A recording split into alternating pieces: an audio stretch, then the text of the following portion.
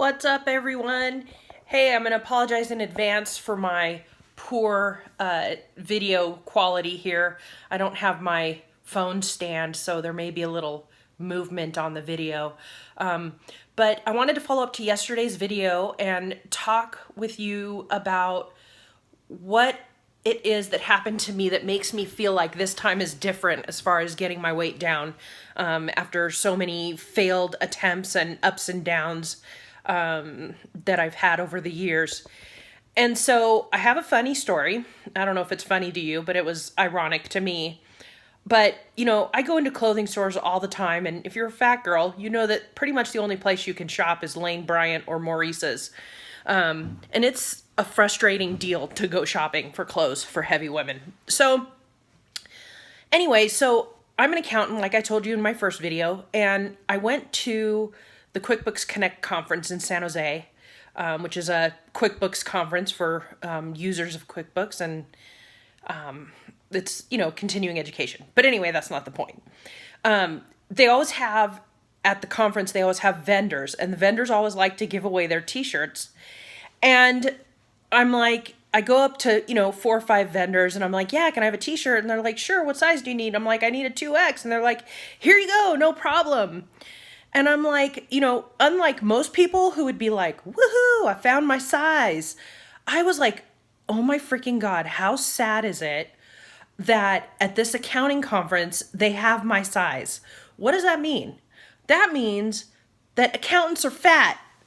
And so I'm like, that is just so sad because we work so hard to keep companies running, and all that stress and that need to please and keep the books straight so that people can run their businesses really takes a toll on us as a profession. I'm like, holy cow, because let me tell you, you go to QuickBooks Connect, and I would say 80% of the people are probably 1X to 5X.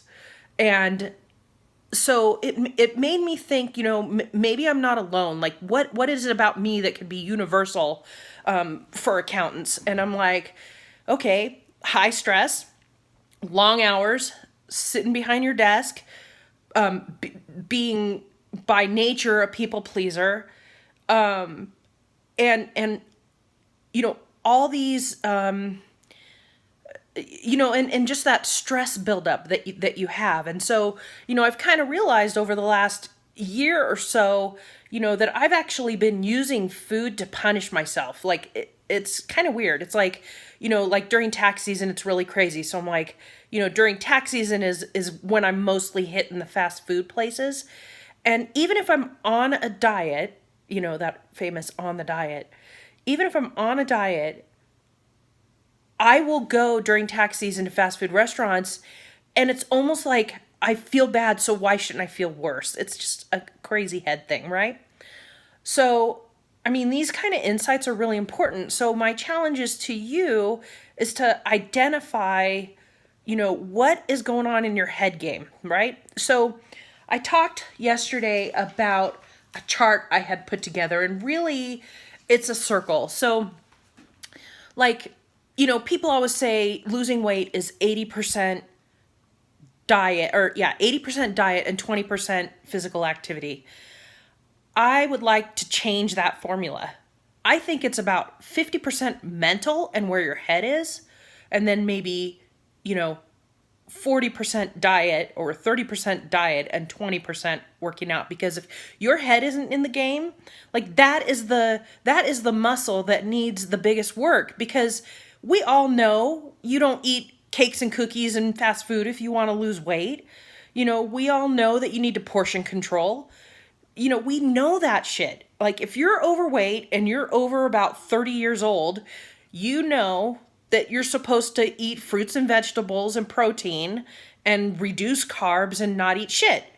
So there's no surprise there. But to me, it's like, why don't we do that, right? So I looked at myself, and I'm just going to really give you a picture of this little thing that I have right here. Hopefully you guys can see this okay. All right, lovely. It's backwards. I'm a noob. You're going to have to forgive me. I'll work on that. But anyway, So I have this circle and I'm like, okay, I have one circle that's neuroscience. And I say, the weight loss journey kind of starts there because you have to get your head in the game before you can do anything. And then getting your head in the game is followed by having the right habits in place, right? So going to the gym, choosing the right foods, and sticking to it. And then the next thing is setting boundaries. Like I found that one of the things that I was doing on a recurring basis is telling people I would do something and then getting mad when I missed the deadline and they didn't like it. And, or, having my priority set and having somebody else come in and tell me, this is more important or whatever, TMI. But the point is that you need to have boundaries so that you can take care of everybody else, but you got to take care of yourself first. And I think that's another thing that, again, to tie it back to my industry, and I think it's just true of a lot of people, but we don't put ourselves first in our industry. And so I'm hoping to change that for myself at least. The next thing for me is time and priority management, right? So, back to the neuroscience piece, you got to keep your stress down to be able to be successful in your weight loss journey. Because if you're a stress or emotional eater like I am, stress is only going to make you